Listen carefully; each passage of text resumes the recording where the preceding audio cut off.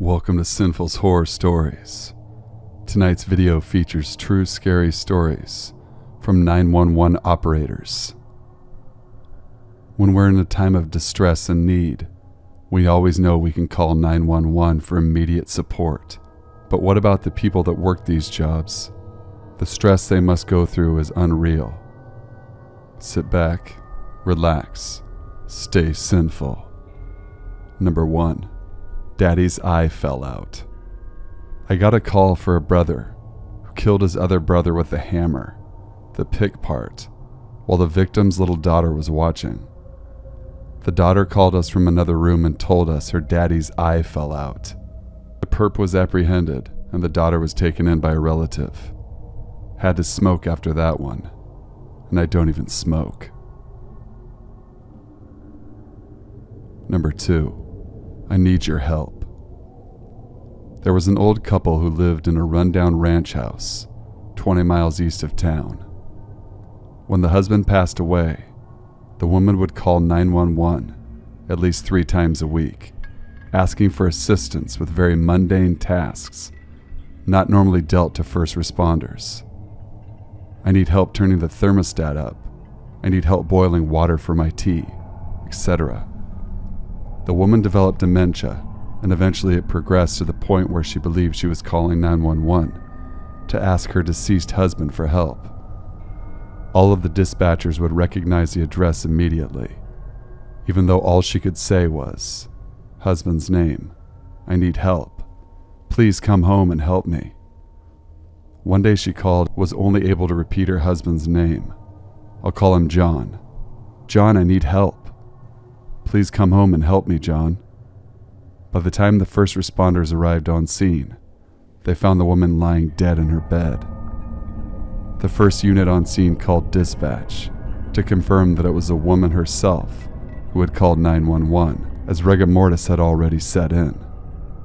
We wrote it off as the fact that the heater in her house wasn't working, and the ambient temperature in the room was about 50 degrees. We continued to receive 911 calls from that woman at that address for just over a year after she died. Even after her home was vandalized and burned to the ground, the phone calls didn't stop. "John, I need your help. John, please come home and help me." We were obligated to send a response each and every time, but not once did we find anyone on or near the property. Multiple calls to the phone company confirmed that the phone line had been disconnected, and the call was not coming from another address. Number 3. Glass breaking. 1979, New York City. Got a call from a crying child, a little boy, saying his mom and dad were fighting, and his dad said he was going to throw the mom out the window. I could hear a terrible fight going on in the background. Woman screaming, things breaking, man yelling. The poor kid didn't know his own address. We didn't have the technology for caller ID and would have to use reverse telephone books. The trace would take forever. Anyway, while I'm trying to get the address, I hear a horrific scream and glass breaking. A few seconds later, the other operators in the room are getting calls about a woman lying in the courtyard who came out of the window. It was very sad.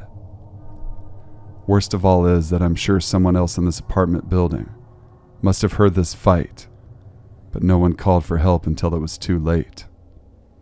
Poor kid. Working 911 in New York City during the 70s and 80s was a nightmare. Number 4. Alone in the house.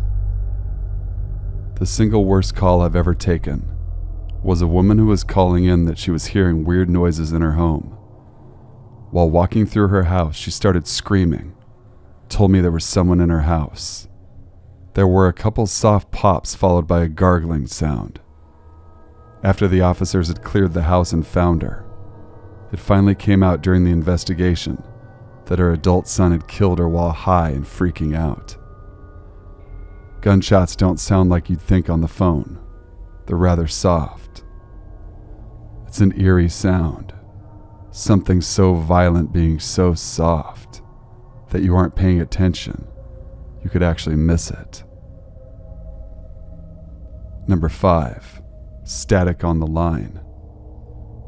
My uncle works for dispatch in my town, and he recently told my family of the weirdest call he's ever gotten. He says that he had received a call from a landline one night, and when he answered, there was only static on the other end. This happened 2 more times. Finally, he calls a squad to go check out the address from the caller ID. When the cops got there and walked into the house, they immediately saw that there was a dead body. The person had been dead for 5 months. The craziest part about it was there was no electricity or any other utility working, so there's no way they should have been able to get those calls into dispatch. But if they hadn't, who knows how long that person's body would have stayed there. Number 6, a long, raspy exhale. Christmas Eve night, I answered a 911 for a hysterical lady who was crying so hard she couldn't breathe. I asked her what was going on. She told me these exact words. My boyfriend and I were watching a movie. I fell asleep. I woke up and he wasn't there. I thought this was a little odd, so I said, "Okay, ma'am, do you know where he may have went?" She wasn't done. She said, "I found him in our closet. He hung himself with our bed sheets." I walked her through cutting him down and starting CPR. When in the middle of it, he starts making this long, raspy exhale that sounds exactly like something from a horror movie. It was the rest of his air leaving his lungs. She starts getting hysterical again, begging him, "Oh my God, he's breathing. Please breathe, baby, please breathe." But I knew that's not what he was doing. Police, fire, and ambulance got there, and of course, the man was dead. I felt so bad for that woman. It's really the only call that has ever really stuck with me. Number 7, Halloween night. My mom was a 911 dispatcher in the early 90s. I was 5 years old at the time in Washington State. When I got older, I remember asking her about some of the calls that she could still recall. One in particular was very bad. She was working 1 year on Halloween night, and around 10 or 11 p.m., she had a call come in that a couple guys were driving around town with a dummy or something dragging behind their truck. The dummy was falling apart and pieces of clothing and plastic were being torn off and scattered around the city. Being Halloween, it seemed like a prank, but she had a patrol car try to find and stop the truck. As time goes by, more and more people started to call in about this. Eventually, the patrol car caught up with the truck, and it turns out that it was an actual person. The guys had gone to a store earlier, and when they left, they had backed their truck into an elderly man whose clothes got caught in the rear bumper. The 2 guys never knew that they were dragging around another human being all across town for miles. The elderly man had passed away, and those pieces of clothing scattered around town were his clothing, flesh, and body parts. Still gives me chills. Number 8, the man in the attic. I worked dispatch for a total of 3 months, and in that 3 months I only received one call I would really call creepy. It was the voice of a little boy, and I was trying to be calm because it felt like he was having a hard time breathing.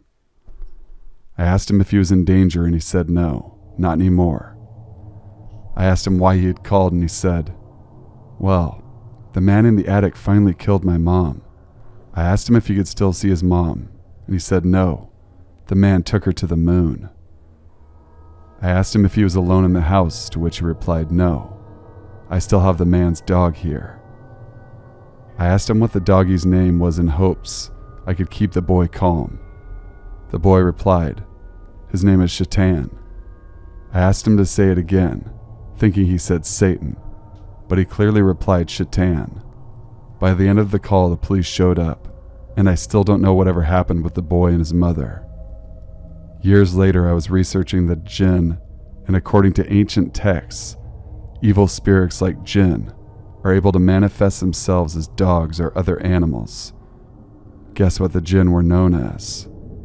Shaitan. I still have a hard time sleeping at night when I think about this call. Number 9. Possessed. I was a 911 call taker 10 years ago when I received one of the creepiest calls ever. It was freezing that night, which usually equaled a calm, quiet shift due to even the criminals not wanting to go outside. Around 3 a.m. my call box popped up green, and as usual I asked what the emergency was. A man frantically screamed that he was possessed by a demon, tried to cut his heart out while he slept. He had ran when the attack started and locked himself in his bathroom. I asked him a series of questions trying to figure out what the hell is going on. Every time he tried to answer, I heard what sounded like scratching and banging on the bathroom door. He whispered, "There's a demon in my sister's body. It's been battling me for days. It got free from the chains." I swear what I heard next chilled me to my core. This unearthly voice began taunting my caller through the door. It didn't sound like a 20-something woman. It was low and guttural, like she had gargled razor blades before speaking. She continued to growl and speak in a strange-sounding language until police arrived. She let out a terrifying scream when the officers broke in. Then dead end. The call was over. I was shaking and had to know what happened. Even my supervisor, who had been listening to the call in real time, was pale and speechless when the line abruptly ended. Before my shift ended, the commanding officer on my creepy call called in to tell me what they found. He told me he would have nightmares for the rest of his life. Apparently, when my caller said his sister got out of her chains, he wasn't joking around. She still had a chain tied to a bloody handcuff when the officers came in. Her whole body was covered in self-inflicted scratches. Her one eye had popped a blood vessel and was bright red. Most of what she was wearing was also shredded, and her skin looked like she had been drained of her blood. She was taken in for a psych consult, and as you probably guessed, stayed there for a long time. The brother was okay except for deep gouges in his chest. His sister literally tried to dig out his heart. There was some talk about arresting the brother, but nothing ever came of it. I still can vividly remember that voice. Still makes my blood run cold. Thank you guys for watching and listening. Please be sure to leave a like, comment, share, and subscribe for future content. I had one subscriber ask me to possibly do a meet and greet. Now, I live in Vancouver, Washington, and I know you guys are all over the country and all over the world. But in the comment section below, let me know if you guys would ever be interested in flying over and meeting me. Maybe possibly a live true scary story reading. Be sure to take care and stay sinful.